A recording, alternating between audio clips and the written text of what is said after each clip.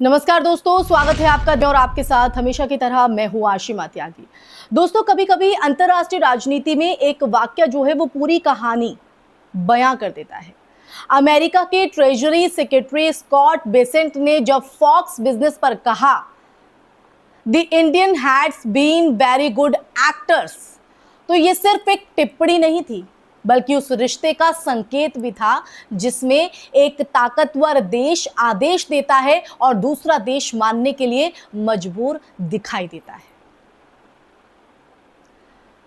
अब आप सोच रहे होंगे कि मैं ये तमाम बातों का जिक्र क्यों कर रही हूं। दरअसल सवाल ये नहीं है कि ये बयान कितना अपमानजनक है, बल्कि असली सवाल दोस्तों ये है कि क्या वास्तव में भारत की विदेश नीति आज उस स्थिति पर पहुंच पाई है, उस सिचुएशन में पहुंच पाई है जहां वॉशिंगटन तय करेगा कि दिल्ली किससे तेल खरीदे और किससे नहीं। 11 फरवरी 2026 ये तारीख को संसद में राहुल गांधी ने कहा था कि सरेंडर मोदी की कॉम्प्रोमाइज नीति भारत को उस मोड़ पर ले जाएगी जहां ट्रंप तय करेगा कि भारत किससे तेल खरीदेगा। और उस समय इस बयान को सत्ताधारी दल ने राजनीतिक बयानबाजी कहकर खारिज कर दिया था। लेकिन अब जो घटनाएं सामने आ रही हैं, जो तस्वीर दिखाई दे रही हैं, वो उस चेतावनी को एक नई रोशनी में खड़ा कर देती हैं जो राहुल गांधी ने संसद में बयान दिया। अब आते हैं मुख्य विश्लेषण रिपोर्ट्स के मुताबिक भारत ने रूस से तेल खरीदने के मामले में अमेरिका के साथ लगातार बातचीत की। भारत के पेट्रोलियम मंत्रालय ने विदेश मंत्रालय से आग्रह किया कि वॉशिंगटन से यह स्पष्ट किया जाए कि रूस से तेल खरीदने पर अमेरिकी प्रतिबंधों का क्या असर होगा, क्या प्रभाव पड़ेगा। इसके बाद अमेरिका की तरफ से यह संदेश आया कि भारत को 30 दिनों के लिए, जी हां 30 दिनों के लिए रूस से तेल खरीदने की अनुमति दी जा सकती है। और ये जो स्थिति है ना दोस्तों, वो अपने आप में कई गंभीर सवाल खड़े करती है। पहला सवाल ये कि ये क्या किसी संप्रभु राष्ट्र को अपने ऊर्जा स्रोत तय करने के लिए किसी दूसरे देश से अनुमति लेनी चाहिए।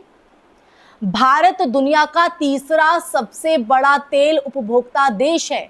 हमारी अर्थव्यवस्था की गति जो है, हमारे उद्योग, हमारी परिवहन व्यवस्था, सब कुछ ऊर्जा आपूर्ति पर निर्भर करता है।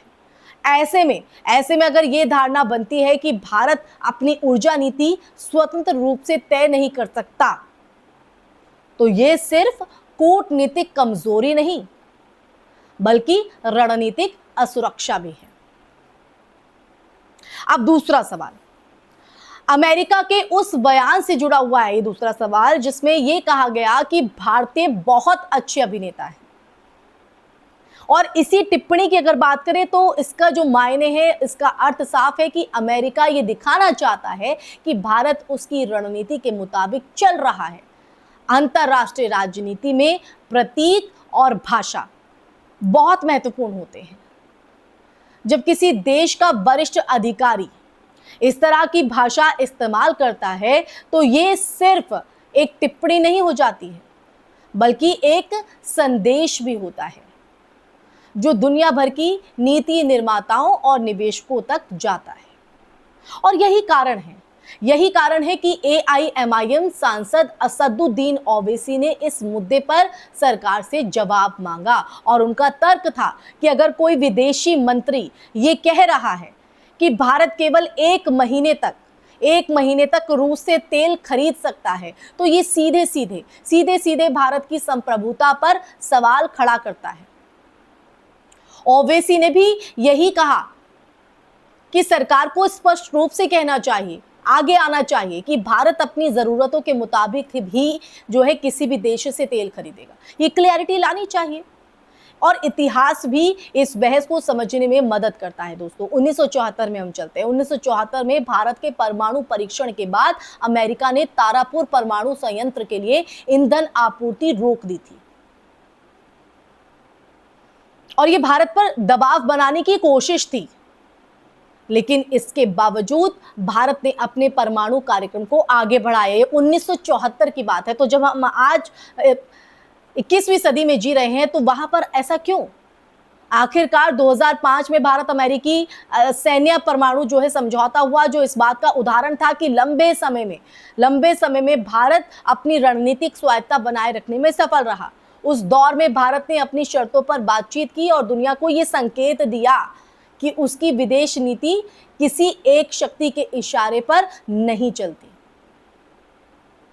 और आज की बहस भी उसी सवाल को फिर से सामने ला रही है। क्या भारत अपनी रणनीतिक स्वायत्तता बनाए रख पा रहा है या वैश्विक शक्ति संतुलन के दबाव में उसे समझौते करने पड़ रहे हैं? गहरी परत का जिक्र इसलिए, दरअसल ये पूरा जो मामला है वो सिर्फ तेल या रूस तक सीमित नहीं है।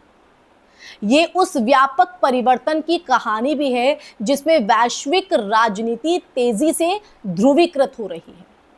अमेरिका और उसके सहयोगी देशों का जो लक्ष्य है वो रूस और चीन को आर्थिक और रणनीतिक रूप से सीमित करना है। दूसरी तरफ आप देखिए, भारत जैसी उभरती अर्थव्यवस्थाएं अपने हितों के मुताबिक संतुलन बनाने की कोशिश कर रही हैं।